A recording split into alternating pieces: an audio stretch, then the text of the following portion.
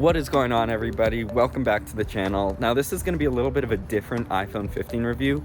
First of all, I'm filming the whole review on the 15 Pro Max here.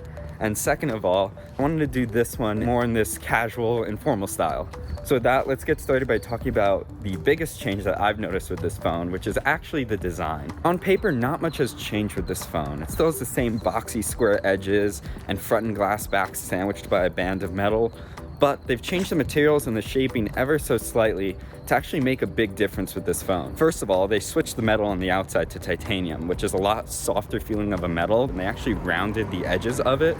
So overall, this phone just feels a lot better to hold. When you're swiping your finger off the edge, you don't really get that harsh, kind of like scraping on the edge of a knife feeling. And the switch to titanium made it a lot lighter, so it's a lot easier to manage. In fact, this is the first year that I prefer the Pro Max size. Now, Apple also changed the internal structure of the phone, making it slightly more modular so the back glass can be replaced more easily.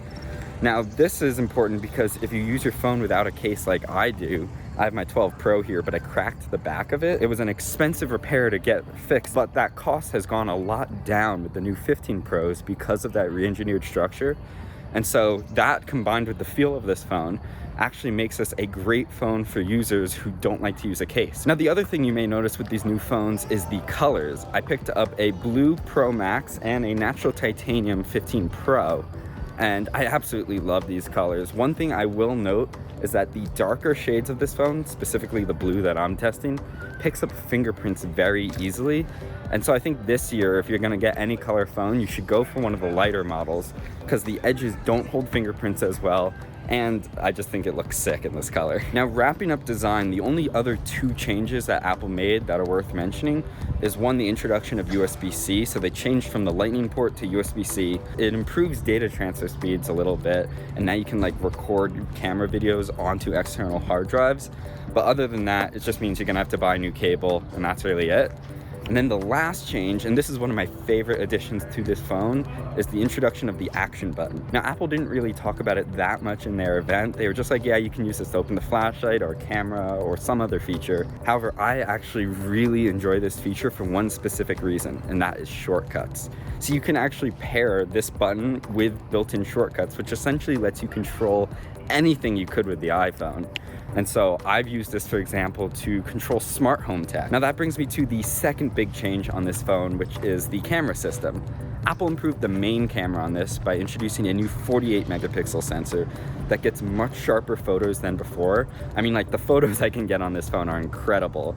It does really great in low light by using pixel binning to combine pixels together to make really large pixels. Now, this 48 megapixel sensor has also improved video quality significantly. You can see I switched lenses here to show you that new main camera sensor, but it gets really nice depth of field. The background behind me is nice and blurred. It's incredible, it's stable, and they put a new coating on it, which should help a little bit with those flarings at night. Although still, I've found that if you point this at a light, you still get those really ugly flares. And with the bigger phone, the Pro Max, they introduced a new 120 millimeter zoom lens.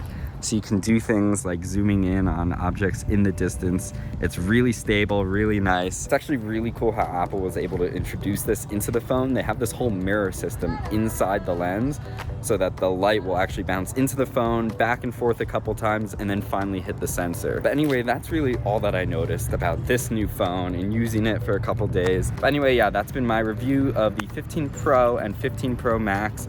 Overall, I think these are great phones, and if you're looking to pick one up, I'll have a link down below where you can find the latest deals on it. Let me know if you guys like the style of this sort of casual commentary video by letting me know down below in the comments, and make sure to subscribe to catch more videos that I upload very soon. Anyway, that's been it. Thanks, subscribe, and peace out. Catch y'all later.